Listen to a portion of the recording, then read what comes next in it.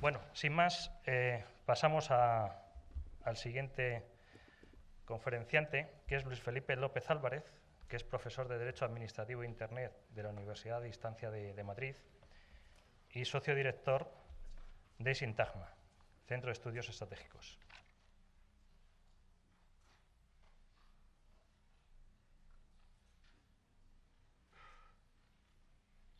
Muchas gracias. No sé si se han cargado las presentaciones. Aquí estamos en ello. Bueno, pues ante todo, muchas gracias, Ricardo, por tu amable invitación para hablar en este foro tan profesional y contundente, diría yo, porque realmente el foro está casi completo.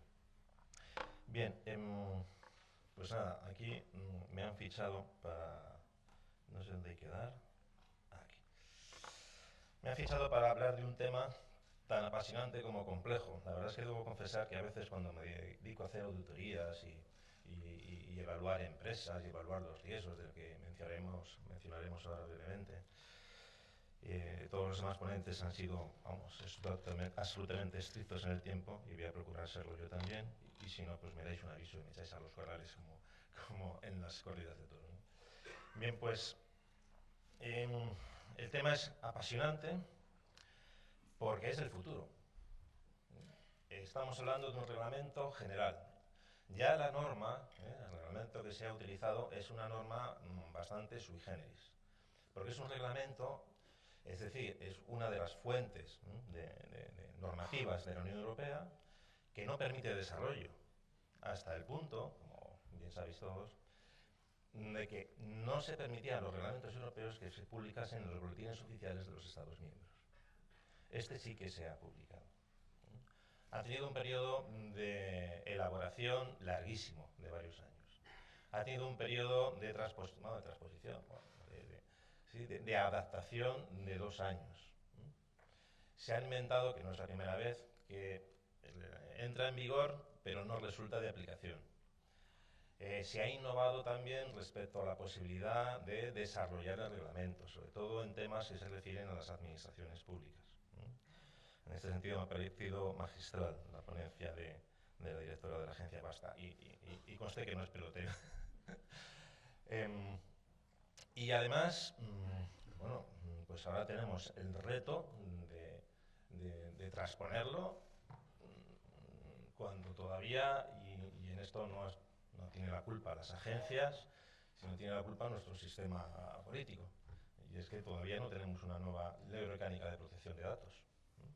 Realmente, con el reglamento en la mano, salvo para temas, no sé, de seguridad del Estado, de telecomunicaciones, relacionados con el espacio Schengen, para temas de seguridad, donde hay tratamientos de datos efectuados por administraciones públicas, ahí sí que hace falta desarrollo, porque si aplicamos los principios del reglamento general, limitamos bastante el poder del Estado. Pero en lo que se refiere a los particulares, a las empresas privadas, e incluso a las administraciones públicas respecto a los tratamientos de datos que realizan ellas, el reglamento es bastante clarito y contundente. ¿Cuál es el mayor defecto, a mi modo de ver, del reglamento? Pues la parte final.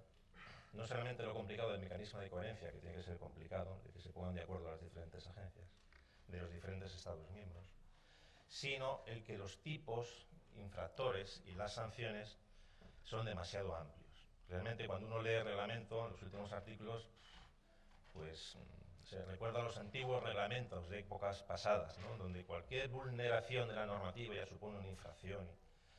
Realmente, si uno ve el artículo 24, el principio de la responsabilidad proactiva, ¿no?, o la responsabilidad del no responsable, sobre eso me pidieron hace un año un artículo, sobre el artículo 24, ¿no?, un comentario. Y pues uno ya está curado de espanto, ¿no?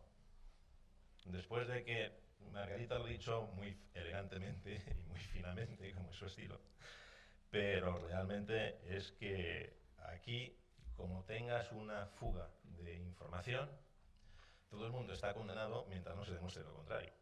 O sea, es darle la vuelta al principio de presunción de inocencia. Así de claro. Esa es la responsabilidad del responsable. Lo podemos pues camuflar con la accountability, estas cosas, principios del derecho anglosajón, que son pues completamente extraños a nuestro ordenamiento jurídico, y más en materia de derecho administrativo. Pero, qué duda cabe, de que hablando de auditorías, pues evidentemente son pioneros y todos seguimos sus pasos. Bien, aunque sean cosas evidentes, ya pido disculpas si alguna cosa de la que diga aquí va a ser evidente, voy a procurar darme prisa porque son muchas y no sé, me imagino que las diapositivas estarán luego a su disposición, ¿no?, por parte de Isaka. Tengan ustedes presentes, antes he dicho que era el futuro, y es que se habla de la libre circulación de datos. Era un reglamento necesario, porque la directiva del 95 produjo bastantes problemas entre los Estados miembros. Entonces, a la hora de que los datos circulasen libremente por el territorio europeo, y el dato es negocio, es el nuevo oro negro. El barril de petróleo ahora pues, es un archivo, es un pendrive, con una serie, bueno, no son muy seguros el pendrive. Y las experiencias de las centrales nucleares de ciertos países ahí, pues lo demuestran, ¿no? Instalar pendrive en los ordenadores no es nada seguro, pero bueno, sobre eso hay otra mesa. Pues libre circulación de datos, esto es fundamental. Esto es fundamental.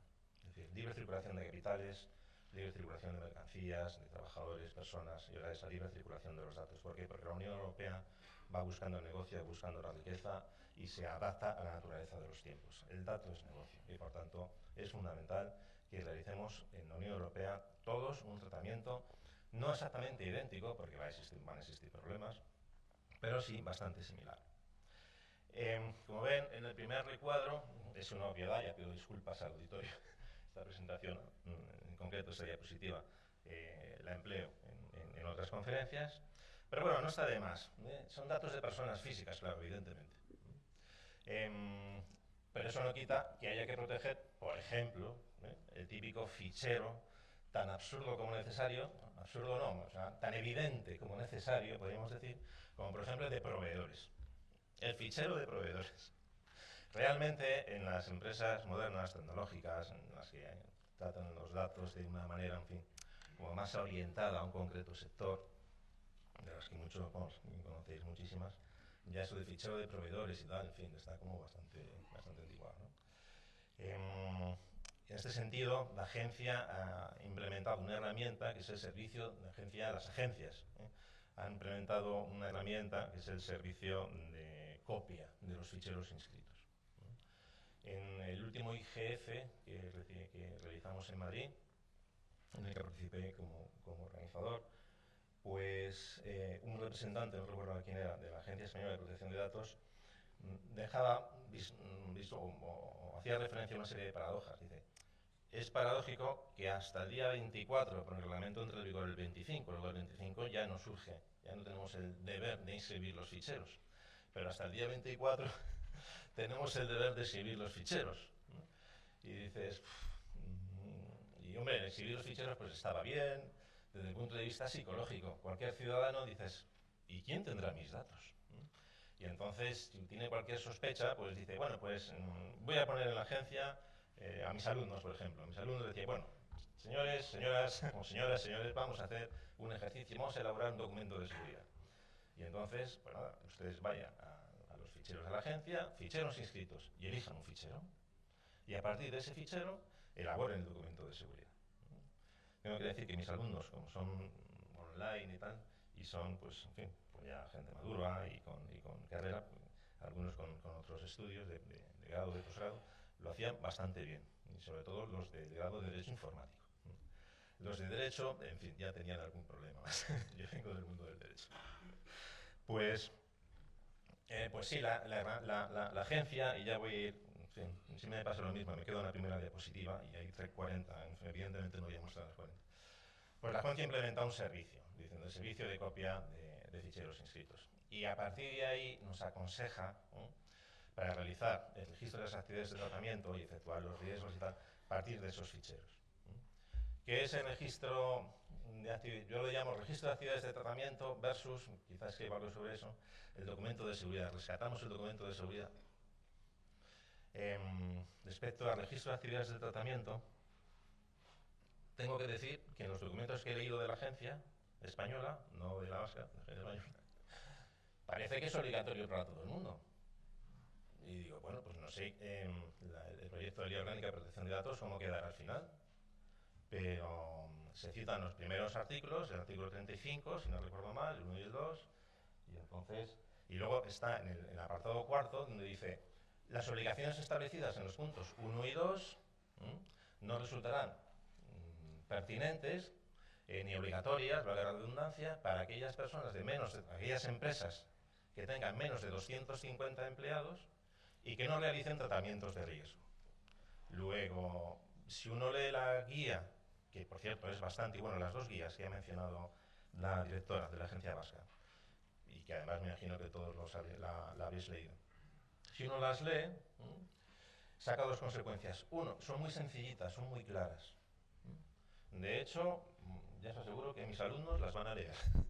Mis alumnos de Derecho Informático, todavía mantenemos esa antiquísima nomenclatura, van a leer esas guías y las van a entender. Pero a veces dan por sentado obligaciones o imponen obligaciones que no impone el reglamento. Yo sé que discutir con la Agencia Española de Protección de Datos, en fin, no se lo aconsejo a nadie. Y menos si tenemos que demostrar nuestra responsabilidad proactiva, porque si se encelan con nosotros, en fin, por lo menos nos van a hacer sufrir, ¿no? Pero partamos de la base de que, por lo menos, la guía no lo dice expresamente, todo el mundo tiene, pero si uno lo lee y no tiene presente el 35.4, pues, hombre, pues aquí legislativa de tratamiento. Igual que el delegado de protección de datos, es muy útil la existencia de un delegado de protección de datos. No hace falta ser abogado para ser delegado de protección de datos. Hace falta un conocimiento serio, contundente, amplio de materia de protección de datos. Pero ingenieros informáticos, ingenieros de telecomunicaciones u otros profesionales pueden ser perfectamente y válidamente delegados de protección de datos. La protección de los datos, la agencia, bueno, las agencias, en esas guías, que no vamos a poder ver, en esas guías lo dividen en dos materias. Por un lado, la evaluación de los riesgos, identificar si es necesario una evaluación de impacto de protección de datos, para eso está esta guía. ¿Y cuándo va a ser necesario? Pues cuando el riesgo, según la primera guía de evaluación de los riesgos, nos indique pues, que es medio o elevado. ¿Y cuándo el riesgo es medio o elevado? Pues también lo dice el reglamento. Por supuesto y por definición, cuando se tratan datos especialmente protegidos. O cuando las empresas se dedican al Big Data. Cuando son startup. Una startup, si tiene 5 personas, y además son casi todos externos. Y además no sé ni siquiera si son empleados, porque son unos frikis de la vida y vienen los tíos en pantalón corto y una melena, el piercing por todos lados. Y este es el jefe de informática. Bueno, pues el tío sabe bastante. Entonces, esas a lo mejor sí que necesitan un delegado de protección de datos, y quizá otras empresas, como las últimas que he estado auditando, una cadena de restaurantes, y por los pelos se ha librado del delegado de protección de datos, en mi perjuicio económico. Bueno, la universidad no me deja ya meterme en más cosas. Pero decía, bueno, es que tenemos 498 trabajadores. Bueno, pues como si tienes 600. Es que realmente tienes el fichero de proveedores, donde a lo mejor tienes 1 o 2 personas físicas, y por tanto está sometido al Reglamento General de Protección de Datos por esa 1 o 2 personas físicas, y luego el de clientes.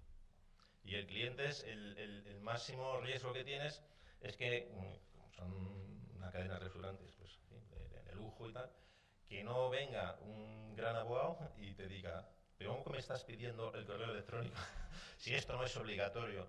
Y que entonces el metre se enfade con él y ya la tengamos. Y bueno, ¿y para eso hace falta un delegado de protección de datos? Pues hombre, parece que va un poco en contra del espíritu del propio reglamento, que va directamente a proteger, va directamente a cambiar la mentalidad. De ahí se explica la responsabilidad proactiva. Antes he dicho que es una inversión de la carga de la prueba, todo el mundo es culpable mientras nos tenemos el contrario, pero bueno, esperemos que las agencias, sobre todo la agencia española, que es la que más directamente se encarga de atender las reclamaciones de los particulares y de investigarnos e inspeccionarnos a los particulares, pues sean un poquito, en fin, sensibles, ¿no? Y que vayan en pro del responsable de protección de datos. Datos de personas físicas, tratamientos tienen que ser lícitos. Quizá esté diciendo obviedades, pero eso en el reglamento tienen unos primeros artículos, hasta el 12, donde ya se mete en materia, y donde aquí lo desarrollo, pero bueno, me parecía también un poco evidente hablaros de cómo hay que informar. Bueno, ya todas, ¿quién no ha realizado y ha tenido en cuenta esos 11 aspectos de la política de protección de datos que todas, o casi todas las páginas web deberían de tener? Uno a veces ve cada cosa que se sorprende, ¿no? Bueno, pues el reglamento en los primeros artículos habla de principios generales. Para los profesores de Derecho, hablar de principios generales, bueno, yo me encuentro en mi ambiente, es maravilloso, estupendo, puedo decir todo lo que quiera, venga, cuento, ¿no? Tal. Pero no hay que tener en cuenta, a veces cuando dicen los alumnos, no, el principio general del derecho, bueno, no vale para nada. Sí que vale. Sí que vale. Son conceptos jurídicos plenamente aplicables en un caso concreto. Y sí que vale. Y habrá que tener muy en cuenta la interpretación del Tribunal de Justicia de la Unión Europea, de los tribunales nacionales y, por supuesto, de las agencias. Fines legítimos. Las finalidades están establecidas en el artículo 6 del reglamento. Ahí cobra una especial importancia e interés la legitimidad que ya existía anteriormente, pero que la agencia la recortó muchísimo, la agencia española fundamentalmente, que es la figura del interés legítimo. ¿Qué entendemos por interés legítimo? Multitud de aspectos. Lo bueno y lo malo de protección de datos es que uno no tiene que ser simplemente experto en protección de datos. Esto termina ahí 10 más o menos, ¿no, Ricardo? El cuarto, bien. El cuarto empezamos bien. Uno no tiene que ser más o menos experto en protección de datos, que tiene que serlo, sino que tiene que conocer cualquier otra base legal. Siempre que hay una base legal, pues vamos a poder fundamentarnos en ella para demostrar que tenemos interés, etc.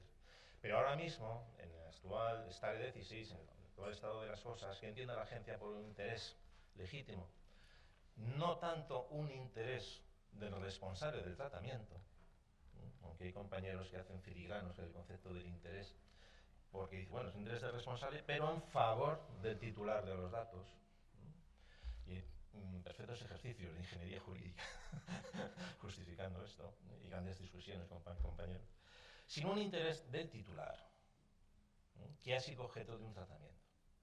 El típico caso, en estos restaurantes, precisamente.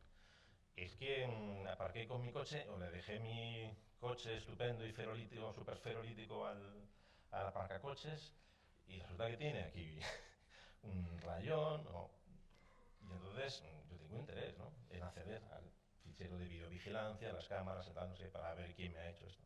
Ese es el interés.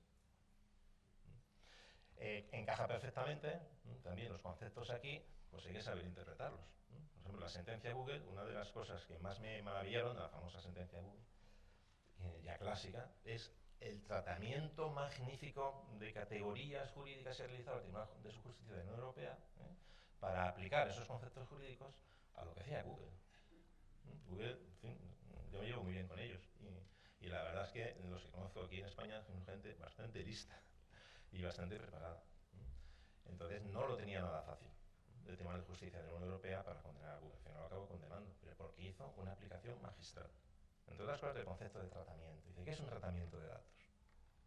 Por eso, la figura del fichero de protección de datos, descripción de fichero de protección de datos, tenía que caer porque está desfasada, completamente desfasada. Fichero de protección de datos. Pero si ahora son los software el que realmente está utilizando un dato, y como veréis en la guía, sobre la evaluación de los riesgos y con las evaluaciones de impactos, nos dice, hay que dejar constancia del software concreto que se está utilizando y para qué se está utilizando y de los datos que utiliza ese software. Que a veces el abogado, el delegado de protección de datos, que es abogado y que no es informático, tendrá que coger al informático y decirle, oye, pero exactamente, en la última auditoría que tuve, cuando llevaba media hora, la persona que me atendía, ya cansada, dijo, deja ya de echarme la bronca, por favor. Y dije, mira, no era mi intención echarte la bronca, pero es que llevo media hora pidiendo de que me digas, o que venga aquí el jefe de informática, es decir, él sabe todo de informática, el Chema García de Telefónica, pero en la empresa en la que estaba, y es que no ha venido. Entonces, lo que me estás contando pues está muy bien, y además es que mira, es que tengo aquí los ficheros que tenías tú escritos, y si los tengo aquí, pero claro, vino el informático y entonces tenemos que hacer, que han quedado esta semana de mandarme el elenco de todos los software que utilizan. Es una empresa tecnológica y puntera, de las que hacen pruebas, ahí está el tratamiento de datos más peliagudo, sobre las páginas web, es decir, cogen a unas personas previamente contratadas y tal y seleccionadas por otra empresa, cargan el tratamiento, las cláusulas sobre encargo de tratamiento y tal, pues, y entonces le ponen delante de una pantalla y dice, a ver, utiliza este sofá o navega por esta página web. Y por calor y tal, pues van viendo dónde se dirigen los ojos de esta persona, sin utilizar la cámara, la webcam que lleva inserta en los ordenadores. Este parece que no la lleva. Y que todo el mundo tiene tapada con un esparadrapo. Yo creo que si hay una película y todo el mundo ya lo tiene tapado, ¿no? Si no lo tienes... Yo tengo un rollo de esparadrapo en el despacho, cuando vienen los alumnos. Oye, venga, pon el esparadrapo, se van tan contentos. No he aprendido mucho de protección de datos, pero ya me siento más seguro. Bien, pues el fichero, pues mira, es que no tiene mucho sentido ya, exhibir los ficheros. Pero sí que va a tener más sentido cosas que veníamos cumpliendo antes, con la Ley Orgánica de Protección de Datos. Un compañero me decía, hace ya 1 año y medio, la adaptación en España del Reglamento General va a costar un poco o muy poco. Hombre, no soy yo tan optimista. Efectivamente, la agencia española era muy garantista de los derechos de los ciudadanos, cosa que me parece bien. Soy un claro defensor de los derechos de los ciudadanos y un claro defensor del negocio de las empresas. En contra de otras agencias. Recordáis, pues, en fin, el Tribunal de Justicia de la Unión Europea, el Tribunal Supremo, acerca del concepto de fuentes accesibles al público. Cuando a mis alumnos les digo, ¿y entonces usted de dónde ha recabado este dato? No, hombre, de Internet, es una fuente accesible al público, suspenso. Pero, hombre, profesor, ¿cómo me dice eso? Es que no es una fuente accesible al público, pero hace muchísimos años, lo sabemos, Internet no es una fuente accesible al público. Y no hay nada más público que Internet. De ahí las paradojas que os decía al principio. No hay nada más público que Internet. Entonces dices, bueno, pues sí que está muy bien. Bien, pues, fines legítimos, artículo 6, interés del responsable o legítimo interés del responsable, que siempre va a quebrar o va a ceder ante el ejercicio de un derecho fundamental, como muy bien nos decía Margarita, ante un derecho fundamental de un interesado. Proporcionales, legítimos, adecuados, es decir, proporcionales. La queja del abogado, oiga, le he pedido una factura, me he dejado aquí 1.000 euros en la comida con unos clientes, no sé si podré... por cierto, una de las quejas de esta empresa es que hay unas nuevas empresas que se dedican a poner en orden las desgravaciones de IVA de otras empresas. Y entonces me decía la jefa de contabilidad cuando estaba haciendo la auditoría, me tienen bloqueada, porque claro, me han pedido 1.800 facturas. Y es que no hago otra cosa si les doy las facturas para que se desgraven el IVA de las comidas, que yo creo que no se puede, pero bueno. Y digo, bueno, pues primero identifica al titular, ¿no? Si no, como no te presenten el ticket de caja, va a ser imposible, ¿no? Que en tus datos pueda ver quién era y tal. O sea, que ya por lo menos le quito un poco de encima a ella, ¿no? Pues lo del abogado, ¿para qué quiere usted mi correo electrónico? No, para enviarle la newsletter, no. Pues mire, es que ya una de las cosas que se han encargado las agencias de recordar es que los tratamientos basados en el consentimiento implícito mediante acciones de omisión ya no son válidos. Hay que ver qué pasa con la LSSI y la posibilidad de enviar información comercial que sigue vigente. O sea, lo que intentamos, que ha sido derogada tácitamente por una clara acción afirmativa, que es el Reglamento General de Protección de Datos. Hay que ver qué pasa con eso, pero en principio dicen las agencias que ya no vale, que ya no vale. En cambio sí que vale, me decía este supergenio de la informática de esa empresa que audité la semana pasada, es que claro, ahora sí que es necesario el que haya una casilla donde diga he leído y consiento el tratamiento de mis datos y tal. Y digo, pues hombre, realmente, si me pongo en plan así tiquismiquis, como sabemos ponernos los abogados a veces, pues no. Lo que sí es necesario, y aquí había ejemplos y tal, que bueno, me imagino que os podrán dar las transparencias diapositivas, es que informes antes. Mediante una información por capas. Porque tienes que informar de una serie de puntos y tienes que informar, perdón la expresión, para tontos. Es decir, para que, le digo yo a los alumnos, para que el profesor sea capaz de entenderlo. No el profesor sea tonto, y ya la gente se ríe y tal, sino porque sois muchos y hay muchos ejercicios que corregir y ahora no tengo tiempo. Tenéis que ir al grano, como las demandas en los jueces, en los contenciosos, en sanciones de 600 euros. Hay que ir al grano muy clarito, porque si no, te lo tiran, ¿no? Bueno, pues el deber de informar. ¿Y realmente hay que poner la casilla? Bueno, pues si se pone mejor, porque hay determinados tratamientos cuando los datos son especialmente protegidos, bueno, de salud, de orientación sexual, sobre sindicación, ideología política, etcétera, en donde sí que tiene que ser el consentimiento expreso, demostrar que el consentimiento ha sido realizado de manera expresa, consentido, me da la redundancia, de manera expresa. Pero basta para el resto de tratamientos una clara acción afirmativa. ¿Y qué mejor acción afirmativa? Si está informada, si está a la vista, en la página web donde están introduciendo sus datos, que introducir el dato. Diciendo, oiga, ¿y cómo demuestra usted que tiene el consentimiento? Hombre, porque el propio interesado me ha dado su dato. Otra cosa es poder ser capaz de demostrar, por el artículo 24, que cuando introdujo el dato, en la página web figuraba exactamente la información básica sobre protección de datos. Eso puede ser más complicado. Pero bueno, para eso están los técnicos informáticos que digan, bueno, voy a demostrarlo mediante, no sé. Lealtad. En las guías hay dos materias que hay que asegurar. Las medidas de seguridad, la evaluación de riesgos, tal, no sé qué. Como veréis, pues hay 2 minutos. ¿No? Y solo voy por la primera. Pablo García Mesía, me parece que conoces, yo soy socio director de Sintagma, pero bueno, realmente el que manda es él. Entonces me va a cortar las orejas, ¿ya? Me cortó una vez una, me ha vuelto a crecer y me va a cortar la otra porque siempre me quedo en la primera diapositiva.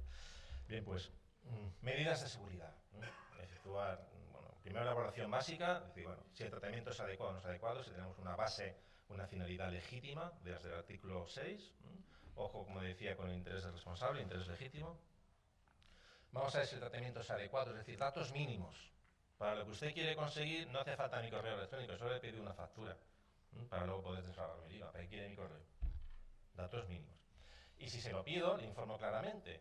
Transparencia, como decía Margarita anteriormente. No, mire, es que además, si usted pulsa esta casilla, si usted marca esa casilla, o si yo le informo claramente de que si introduce su correo electrónico le voy a enviar newsletter, mi servicio de newsletter semanal o tal, no sé cuándo, pues que realmente, si no utiliza, no voy a hacer publicidad de Google, pero bueno, es que en mi universidad es el que usamos, si no utiliza el correo de Google, las newsletters me da igual, si es que ya automáticamente, salvo que yo le diga que me venga a mi correo, ya me lo filtra, o sea que dice, bueno, y para eso tenemos el reglamento general para evitar estas cosas y ya desde el punto de vista, y además lo reconoce el propio reglamento, la privacidad desde el diseño en los propios programas informáticos, que es una de las cosas que pasan desapercibidas y que es de las más importantes. Privacidad desde el diseño. ¿Para qué voy a formar y para qué me voy a poner en riesgo mi empresa? Quedando en manos de mis trabajadores, que alguno puede haber pasado una mala noche, tener un despiste o enfadarse conmigo y realizar una fuga de información. Y luego pégate tú con la agencia. Pues a lo mejor eso mismo, sin perjuicio de la confianza que la empresa tenga en sus trabajadores, puedo hacerlo mediante el desarrollo informático conveniente. Pues ya decía que son dos campos, las medidas de seguridad, donde están estas guías estupendas, maravillosas, muy claras y muy útiles. Quizá a muchos de vosotros pues, os resulten un poquito como sencillitas y tal, pero bueno, mejor que sean sencillas y eso es el espíritu del reglamento. Y luego, la lealtad también tiene un aspecto importante que son los derechos. El derecho ARCON, el famoso tal, ahora no sé si será el famoso PARCOL, porque es la portabilidad y la limitación.